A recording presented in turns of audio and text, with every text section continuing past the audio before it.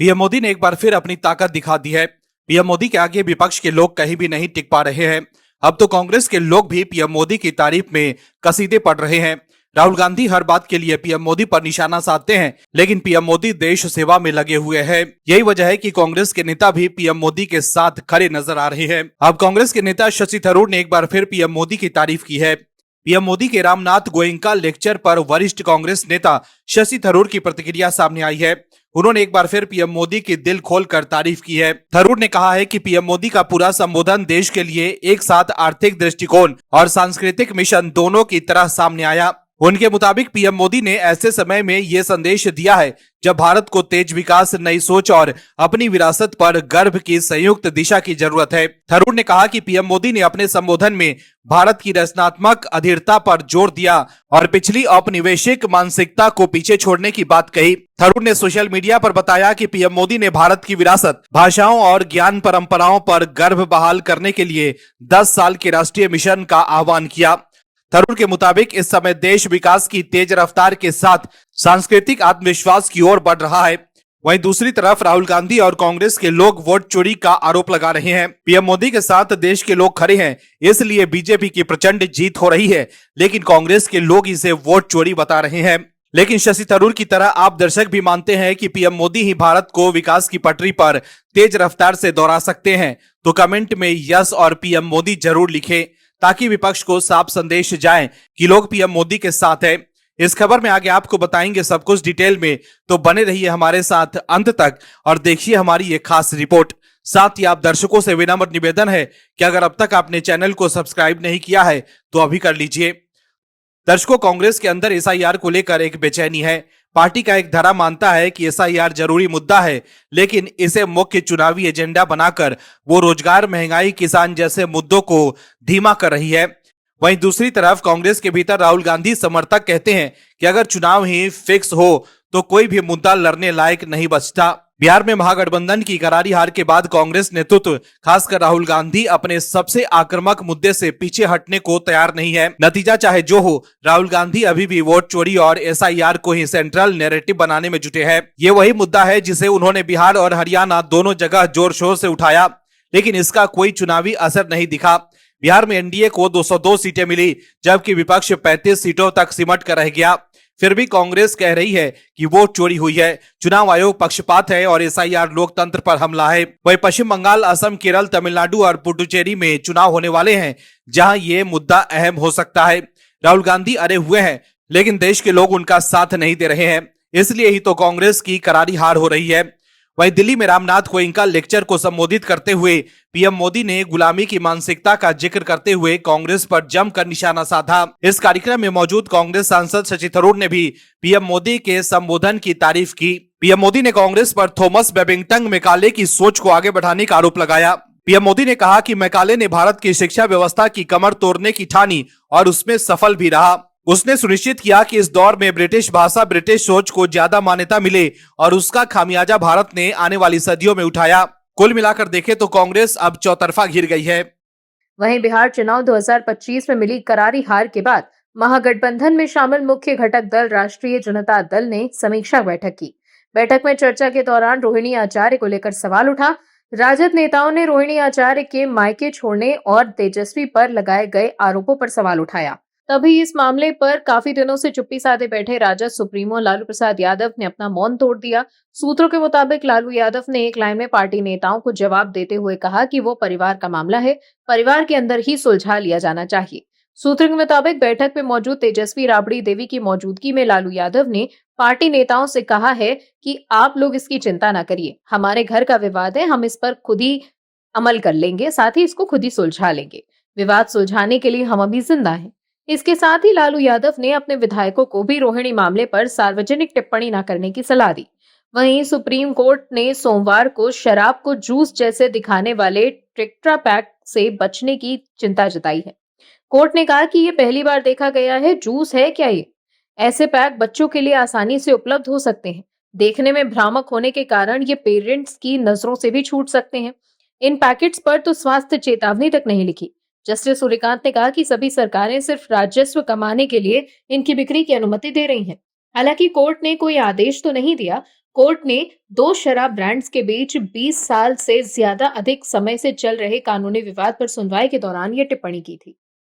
PM Modi के सामने विपक्ष के लोग कहीं भी नहीं टिक पा रहे हैं, जिसके बाद विपक्ष और खासकर कांग्रेस के लोग तरह तरह के प्रपंच रच रहे हैं। लेकिन हर तरफ से विपक्ष को झटका लग रहा है।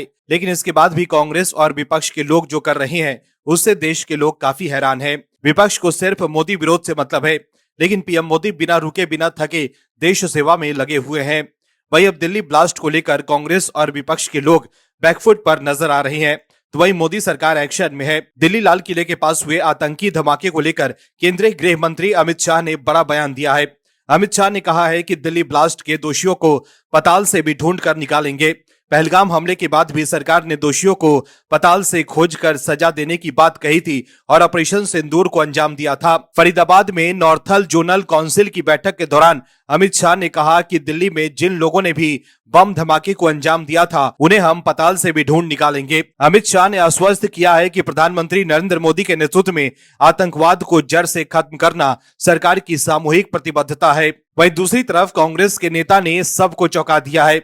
दर्शकों, चुनाव में करारी हार के बाद राहुल गांधी वोट चोरी का आरोप लगाते हैं, लेकिन दूसरी तरफ कांग्रेस के लोग जो कर रहे हैं उससे पार्टी की स्थिति और खराब हो सकती है। दरअसल कांग्रेस नेता हुसैन दलवाई ने लाल किले में हुए कार ब्लास्ट में शामिल डॉक्टर मॉड्यूल के प्रति सहानुभूति जताई है। उन्होंने कहा कि कश्मीर में जिस तरह से अन्याय हुआ है उसका असर तो दिखेगा। उन्होंने कहा कि चुनाव आते हैं तब ही बम फटते हैं, इसकी जांच होनी चाहिए। आरएसएस जिस तरह से प्रचार करते हैं इसकी भी जांच होनी चाहिए। ऐसा कहते हुए उन्होंने आतंकियों के देश विरोधी और मानवता विरोधी कार्यों को सही ठहराने की कोशिश की है। कांग्रेस नेता हुसैन दलवाई ने आतंकियों के पास से मिले 2900 किलो विस्फोटक उनकी साजिश पर पर्दा डालने की कोशिश की है। राम मंदिर को उड़ाने और देश के अहम हिस्सों में धमाके करने की साजिश को नजरअंदाज किया है। इनके मन में लाल किले में हुए कार विस्फोटक में मारे गए 12 निर्दोष लोगों के प्रति कोई सहानुभूति नहीं है। वहीं कई लोग गंभीर रूप से घायल हैं और जिंदगी और मौत के बीच जूझ रहे हैं। लेकिन फिर भी कांग्रेस के नेता ने ये बयान देकर सबको चौंका दिया है।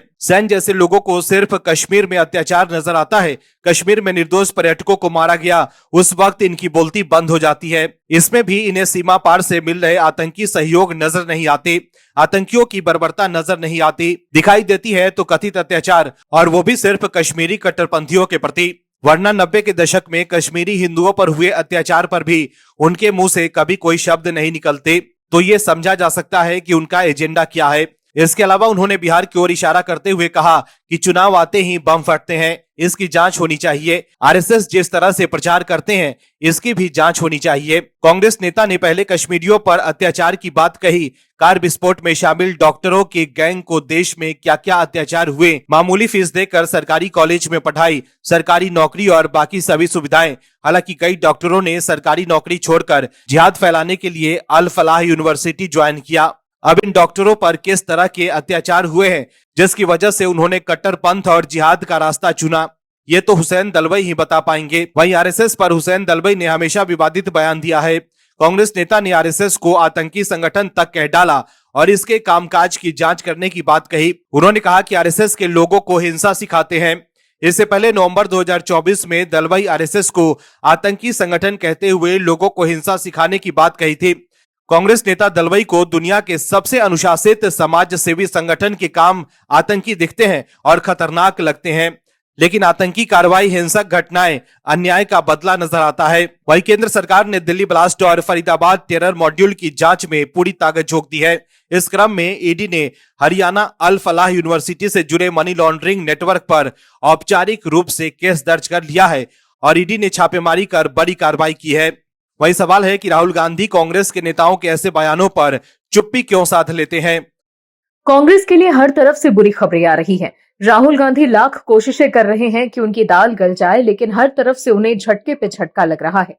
देश के लोग को राहुल गांधी की बातों पर भरोसा ही नहीं है, लेकिन कांग्रेस के लोग जबरदस्त बयानबाजी में लगे हैं। बिहार में चुनाव के दौरान राहुल गांधी ने मछली पकड़ी, मखाना फोड़ा, जलेबी बनाई, दौड़े, पुशअप्स किए, ठंड में टी-शर्ट पहनकर चले, लालू के घर भोज भी खाया, लेकिन कोई भी फायदा नहीं हुआ। राहुल गांधी ने कभी सोचा है कि वो बार बार क्यों चुनाव हार जाते हैं? बिहार में कांग्रेस 61 में से केवल 6 सीटें जीत पाई। वोट शेयर 8.71% रहा। शायद कांग्रेस ने अघोषित तौर पर बिहार की बड़ी हार पर मंथन कर लिया होगा, लेकिन कांग्रेस के लोग अब भी हार स्वीकार करने के लिए तैयार नहीं हैं। वो अब भी वोट चोरी का राग अलाप रहे हैं, लेकिन वो खुद घिर गए हैं। वहीं पीएम नरेंद्र मोदी ने कहा कि बिहार चुनाव के नतीजों ने सभी राज्य सरकारों को स्पष्ट संदेश दिया है कि उनकी विकास नीतियां ही उनकी पार्टियों का भविष्य निर्धारित करेंगी, चाहे वो वामपंथी, दक्षिणपंथी या फिर मध्य मार्गी क्यों न हो। छठा रामनाथ गोयनका व्याख्यान देते हुए पीएम नरेंद्र मोदी ने उन लोगों पर भी कटाक्ष किया जो उन्हें और बीजेपी को हमेशा चुनावी मोड में रहने वाले की बात करते हैं। उन्होंने कहा कि 24 घंटे विकास और लोगों की संवेदनाओं के प्रति कटिबद्ध रहने का भावनात्मक मोड ही है जो बीजेपी का चुनाव जिताता है, लेकिन कांग्रेस के लोग अब भी वही गलती कर रहे हैं। दर्शकों, कांग्रेस नेता सुप्रिया श्रीनेत ने एक्स पर एक वीडियो शेयर किया जिसमें एक व्यक्ति बिहार में वोट चोरी का आरोप लगाते हुए एक घटना का जिक्र कर रहा है। वीडियो में वो व्यक्ति ये कहते हुए सुनाई दे रहा है कि जब वो बीजेपी कार्यालय में रिपोर्टिंग कर रहा था तो एक पार्टी कार्यकर्ता उससे बात करने लगा। इसके अलावा भी सुप्रिया श्रीनेत लगातार वोट चोरी का राग अलाप रही थीं। अब सुप्रिया श्रीनेत ने एक्स पर लिखा कि एसआईआर से जबरदस्त वोट चोरी की जा रही है, इसीलिए खुद दबाव बनाया जा रहा है। इसी भरी दबाव के चलते तीनों बीएलओज ने आत्महत्या कर ली। राजस्थान मुकेश जांगीर, केरल के अनीश जॉर्ज और मध्य प्रदेश के उदयभान सिहारे। ये कैसी जानलेवा कार्रवाई है ज्ञानेश जी? वहीं सुप्रिया श्रीनेत के पोस्ट पर यूजर्स ने करारा जवाब दिया। एक यूजर ने लिखा कि तीनों बीएलओ की मौत को एसआईआर से जोड़ना पूरी तरह झूठी बात है। राजस्थान, केरल और एमपी किसी भी एफआईआर, पुलिस रिपोर्ट या फिर परिवार के बयान में एसआईआर दबाव का जिक्र तक नहीं। मुकेश जांगीर व्यक्तिगत तनाव की वजह से, अनीश जॉर्ज पारिवारिक कारणों की वजह से और उदयभान सिहारों ने स्वास्थ्य मानसिक तनाव की वजह से अपनी जान ली। वोट चोरी का शोर बहुत है, लेकिन आज तक एक भी आधिकारिक सबूत नहीं दिया गया। वहीं एक दूसरे एक्स यूजर ने लिखा कि भाजपा पश्चिम बंगाल में हार गई, पंजाब में हार गई, जम्मू कश्मीर में हार गई, तमिलनाडु में हार गई, झारखंड में हार गई, हिमाचल प्रदेश में हार गई, कर्नाटक में हार गई, तेलंगाना में हार गई। क्या आपने एक भी भाजपा नेता को वोट चोरी, ईवीएम या फिर चुनाव आयोग को दोष मढ़ते देखा? वहीं एक दूसरे यूजर ने लिखा, अरे भाई, कब तक अपने नेतृत्व की नाकामियों का ठीकरा चुनाव आयोग पर फोड़ते रहेंगे? कभी तो वोट चोरी, कभी एसआईआर और कभी ज्ञानेश जी पर, ज्ञानेश जी के ज्ञान पर सवाल उठाने वाले कभी अपने अल्प ज्ञानेश्वर पर सवाल उठाकर देखो, शायद बात बन जाए और कांग्रेस की इतनी दुर्गति ना हो। वहीं एक दूसरे यूजर ने लिखा कि केरल में तो बीजेपी की सरकार भी नहीं है, तो वहां पर दबाव कौन बना रहा है बीएलओ पर? वहीं एक यूजर ने लिखा कि राहुल गांधी आजकल वोट चोरी की बातें क्यों कर रहे हैं, इसका चुनाव आयोग से कोई मतलब नहीं है। ये सवाल तो राहुल गांधी के राजनीतिक अस्तित्व से जुड़ा हुआ है। राहुल अपनी पार्टी को ये जताना चाहते हैं कि कांग्रेस की लगातार हार के लिए वो कतई जिम्मेदार नहीं। कांग्रेस को तो वोट चोरी ने हराया है। तो देखा आपने कैसे बीजेपी को घेरने की जल्दबाजी में सुप्रिया श्रीनेत चोट खा गई। लेकिन यूजर्स राहुल गांधी पर निशाना साध रहे हैं। दर्शकों, राहुल गांधी और कांग्रेस को समझना चाहिए कि देश के लोग सब जानते हैं कि जब हार होती है तो वोट चोरी का राग अलापने लगते हैं, लेकिन अब कांग्रेस की ये दाल नहीं गलने वाली। आप दर्शकों से विनम्र निवेदन है कि चैनल को सब्सक्राइब जरूर करें